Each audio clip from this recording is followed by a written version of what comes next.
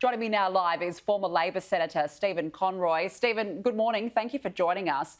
Given the state of the economy, the RBA yesterday lifting rates, putting further pressure on mortgage holders, the supply issues that we're seeing, this is not short term. It really feels like we are going to be in this crisis for a while.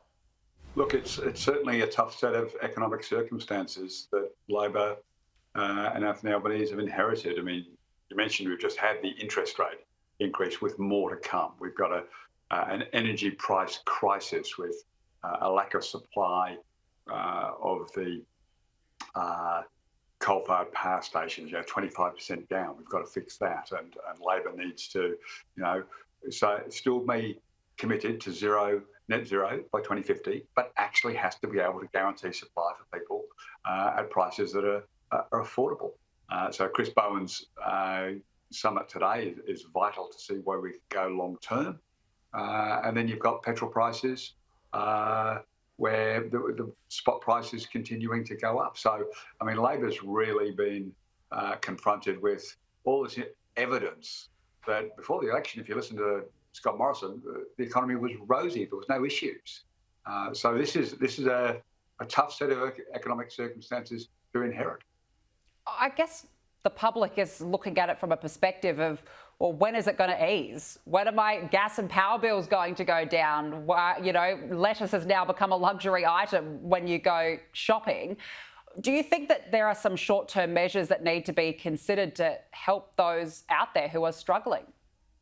Well, I think the Treasurer hasn't ruled out from comments yesterday that there could be more support for particularly low income earners to get through this difficult time over the next few months. But interest rates aren't going to start going down anytime soon. They've only just started to move up with the market, the Reserve Bank, all flagging that there's going to be more interest rate increases. And Australians have been on a housing binge, and a lot of Australians are going to do it tough because they've borrowed record amounts to buy new homes to try and get into the market.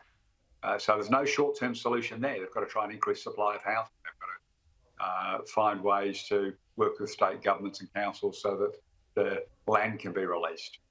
And on petrol prices, it's a tough call around September with the 50% off the indexation. So the government taking a big hit in revenue, but people were hoping that the spot price of petrol, oil around the world would have eased by now, and it hasn't. So they've got some tough choices coming into the mini budget that the Treasurer's planning in a few months. Yeah, absolutely. You mentioned before the energy crisis, and of course the energy ministers across the country will meet today. Is firing up the offline coal-fired power stations a solution to this? Well, look, they've got to find a way to get more supply, and the quickest, shortest term fix to get more supply in is to try and get the 25% capacity of the coal-fired power station that's offline at the moment, get it online, get it back into the system. Increased supply of power will see prices go down. We need a gas plan that's a little more realistic than this trigger that doesn't come into 6 months after the event. So we probably need a more realistic debate around the trigger. Every other country in the world reserves gas for its domestic market. The Western Australians do it. We talk about an East Coast crisis because the West Coast of Australia, in Western Australia, don't have this problem because they forced a reservation on the gas company.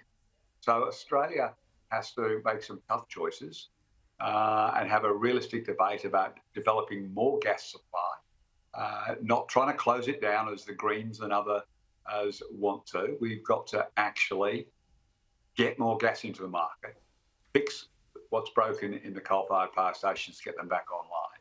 And that will begin to see short and medium term an ability to get through situations like this. Difficult times ahead, no doubt. Stephen Conroy, we have to leave it there. Thank you very much for joining us. Good to talk.